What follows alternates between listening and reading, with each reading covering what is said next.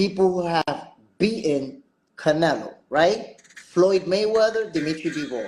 Neither one of those guys were power punchers. Neither one of them has a high knockout percentage, right? Both of them have great footwork. Both of them outbox Canelo.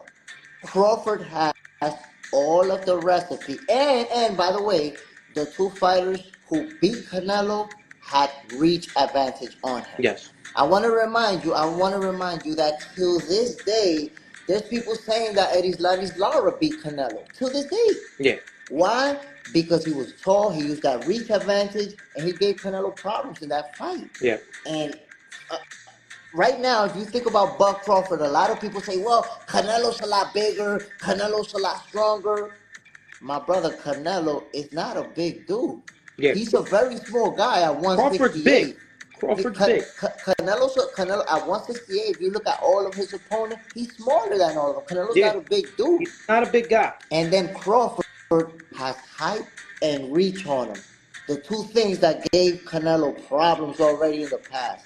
That's why I think Terence Crawford has all of the intangibles to put an ass whooping on Canelo. I could see it.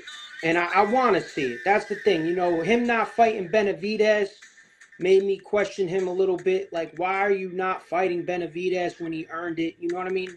Who else you gonna fight? You know what I mean? Come on. This is the time. This is it. It's either Benavidez or Crawford, and you could, you know, you beat Crawford, you're the king. He's already the king, but you're the legitimate for the fans. I feel like he's got to fight either Benavidez or Crawford. I don't want to see you fight some guy who doesn't deserve it. You know what I mean?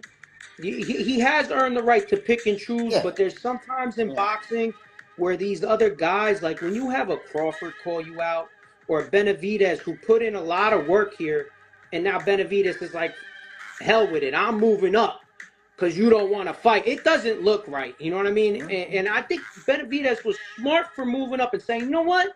The hell with you. I'm out of here. I'm going up there. Yeah, that's it. He got tired of waiting. But I tell you what. I think he made the right move there. You know, the hell with you. I'm going to move up there. That's another mega fight for him. But I feel like him versus Crawford. Since you don't want to fight him, if you fight Crawford, we could say, hey, you know what? Forget that ducking stuff. You're fighting the man that is definitely probably the best in boxing.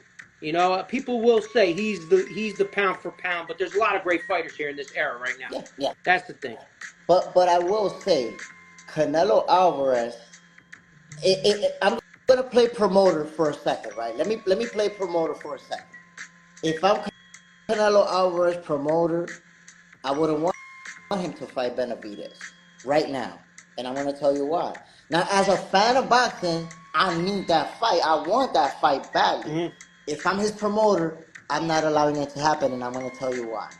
I don't think right now Canelo is ready to pass the torch. Because obviously, if he fight Benavidez, right, and let's say Benavidez knocks him out in the 5th round or something crazy like that, he's passing the torch that day. That's it. Your run is over. Yeah. So they're not ready to pass that torch. And Benavidez, he's so big. I was just saying, Canelo's not a big guy. He's a small dude. Benavidez is so big that I can see him pummeling Canelo, giving him the worst beating ever, possibly stopping him. So if I'm his promoter, I'm not allowing that fight to happen. Yeah, I think